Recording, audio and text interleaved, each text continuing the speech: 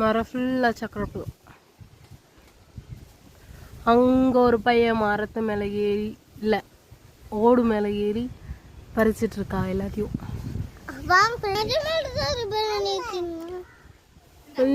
வந்துட்டான் இங்கே காட்டு.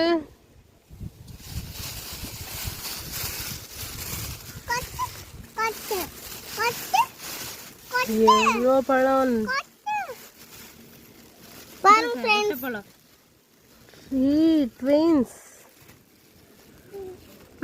அங்க வர அம்மா மடியில வர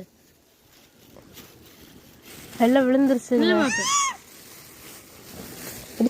அடிச்சுக்காதீங்க எல்லா பழம் நமக்கு தான்.